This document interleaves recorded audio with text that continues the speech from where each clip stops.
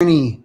Welcome, welcome, welcome to Walking the Path. I'm so grateful to be here with you on this beautiful Thursday in Guanacaste, Costa Rica at Rythmia Life Advancement Center. Holy moly, let me tell you, we got some stuff going on this week. Taita Juanito is in the house. So if you don't know who Taita Juanito is, he is the lead shaman that trains all of our shamans. And he is a beautiful man. And the ceremonies that occur when he's here are very powerful because he is a master. Like all of our shamans have mastered this art of service and the art of the medicine. And Taita Juanito is their teacher. So there's a different level of mastery, right? And so what is happening here is just amazing. And it happens here every week. Every single week. It's just really amazing to see this transformation. It starts Monday. People are coming in. Actually, it starts Saturday or Sunday. They come in. They're like, I don't know what's going on. And then Monday, they're really nervous. We do a class on Monday that kind of makes them feel a little more comfortable. Then they go into ceremony Monday night. And then Monday, Tuesday, Wednesday, it's like kind of up and down. Some of the people are like, oh my God, I got it. I see it. Oh my God, I talked to God all night. And other people are like, I don't know what the hell you're talking about. I've just been puking all week, but then every week, like clockwork on Friday and Saturday, boom, boom, boom, click, click, click. It's happening more and more. People are awakening to the truth of who they are, coming back to a state of wholeness, releasing the old stories. They unbecome that which they aren't and become more of who they really are from a place of wholeness, eliminating the questions in life, because from a state of wholeness, we know what the right step is. We know no more constant looking for answers outside of ourselves. The answers are within. That's the beauty of this medicine. You're doing the work on your own.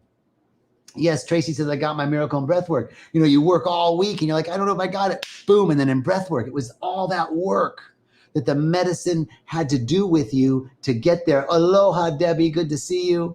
So this is the key, right? That we must have the faith of a mustard seed. We must have faith that what we're doing is productive, that what we're doing is unfolding in divine perfection, even if we can't see it. That's the key. Even if we can't see it. Colette from Ireland, hello, good to see you. That's my Irish accent. It's really bad, but I'm sorry, Colette. Debbie, eye surgery on Wednesdays. Okay, just taking a moment right here and right now, knowing, Debbie, that the hands of the surgeons, the hands of everyone who is attending to you are the very hands of God. That everything is unfolding in divine perfection, that all is well and all will be well. We're just surrounding you in that infinite intelligence, the infinite intelligence that's in you, that's healing the planet, that's spinning the planet right now without human compulsion, that's digesting your food and blowing the breeze and breathing our hearts. It's the same intelligence that's in you. It's outside of you. It's in you. It's in the doctors. It's in the nurses. It's in the doctor's hands. That intelligence, that's what we trust in. We rest in that. I know that all is going to be well. God bless you, Debbie. Dorota, hello. Ken Lee, great to see you, brother. Great to see you. Thank you so much. Thank you so much. And Petra from Switzerland, thank you for those beautiful pictures that you send me, Petra. All right, so today's topic is enjoy yourself. Now, here's the thing. I have been, playing with this idea that I don't want to work. Who wants to work, right? But it doesn't mean I don't want to be productive. It doesn't mean that I don't want to share my gifts and talents. I don't want to be a beneficial presence. I don't want to serve. Doesn't mean that. But the idea of work, this really came clear to me. Last week, I had the great pleasure of being on a Facebook Live, a Facebook Live with Parashakti, my dear friend, and Krishna Das.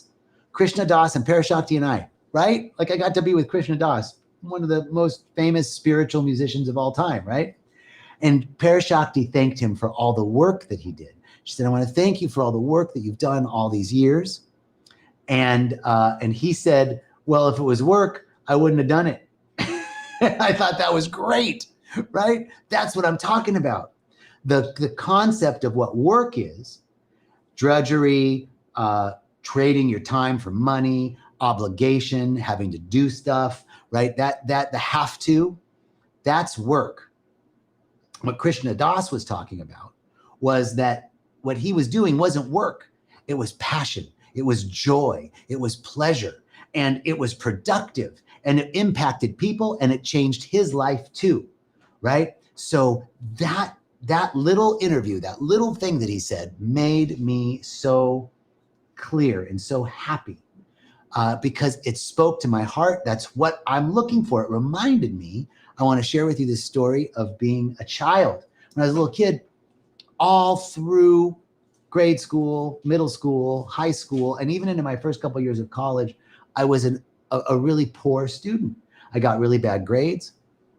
Every parent-teacher conference that my parents ever went to, it was, he's not applying himself, he's not living up to his potential, he's a class clown, can't control himself, right? All of these things. I never felt like I was smart, right? Now, maybe the thoughts were like, it's just not for me. I'm just not right. I don't have I'm not as smart as other people. I just can't do it, right? All of those things came up because of the way that I was being trained by these teachers. I wasn't fitting in. I wasn't fitting into the square peg. I was a square peg in a round hole, not fitting into the school system. I was looking for something else. There were moments in school where something really intrigued me, like a creative writing assignment, and I'd go crazy. But then everything else was drudgery, and I would never do it. And way up until college, I remember taking college classes and just not performing, not getting it. And I was on the speech and debate team, and I was debating and doing all this stuff with speech and debate. And one of my friends said, let's take this graduate course, a master's level course on Herman Melville. It's a seminar, only like 10 people. And I said, we can't do that. We're like sophomores. And they were like, let's just register for it, see what happens. So we did. We registered for it, and I got in. I don't know how, but we got in. And I started getting A's. In fact, I completed the coursework for my master's in rhetoric and composition as an undergraduate. All of a sudden, I went from being in the lower 50% of the entire state, like the lowest part, not being able to get into college and having to write a letter for them to accept me, performing poorly all my life, into an A student, walk down the halls, respected teachers, professors loved to see me. What happened? The difference was I found something I was passionate about. I found something I was joyful about. I found something that engaged my spirit and called to me. And all of a sudden, it wasn't work. It wasn't drudgery. It was joy. It was passion. That's what Krishna Das was talking about. So I want to say, let's never work again. Let's never work again. But let us recall that the universe, the divine intelligence, is asking us to be fully present to everything that we're doing.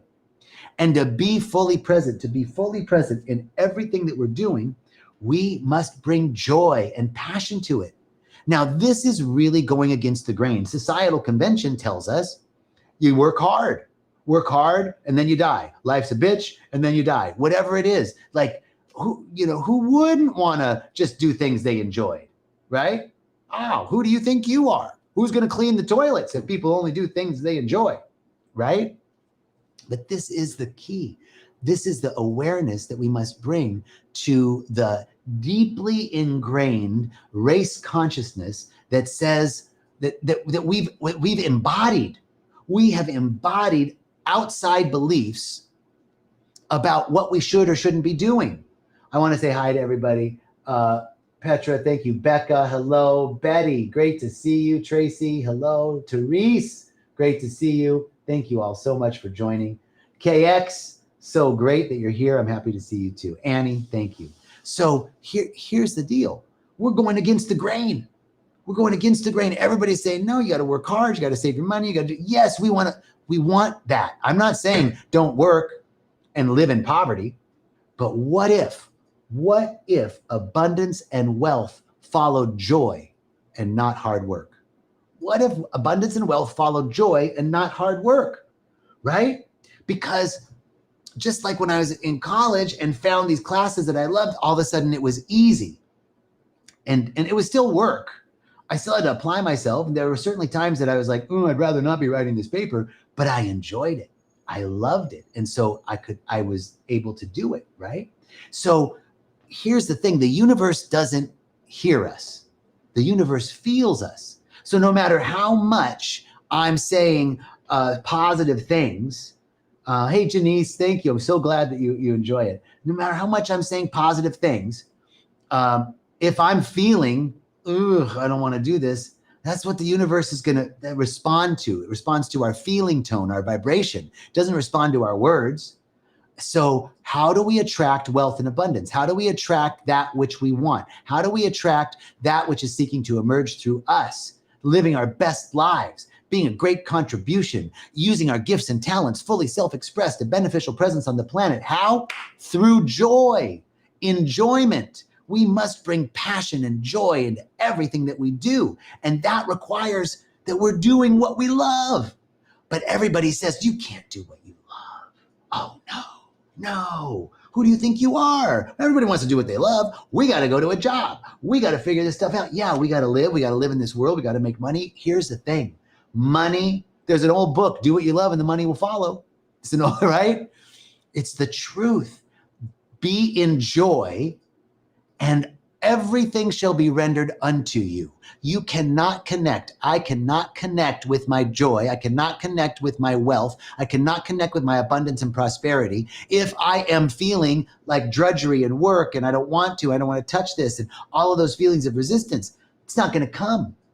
So what if enjoyment actually brought more wealth and abundance? What if being passionate actually brought all the things that you were seeking?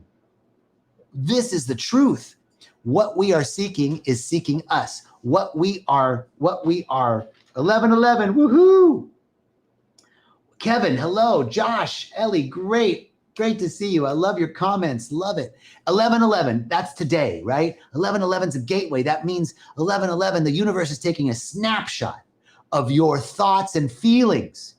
Make sure you're feeling the right things. We want to be in joy. We want to be in love. We want to be in gratitude. These things create an electromagnetic field that changes our reality. And this is quantum physics. When I send out a thought, this is what I want. I'm crystal clear about what I want. I want to live in joy. I want to live a life that I love. I want to deliver my gifts and talents. I want to be fully self-expressed. And then I attract it back with, what if that already was the case? What if I was living in joy? What if I had everything I wanted? What if I had all the abundance and prosperity, more money than I could ever spend? What if I never had to worry again? What if I could afford anything I desired? Let me feel that. Whew.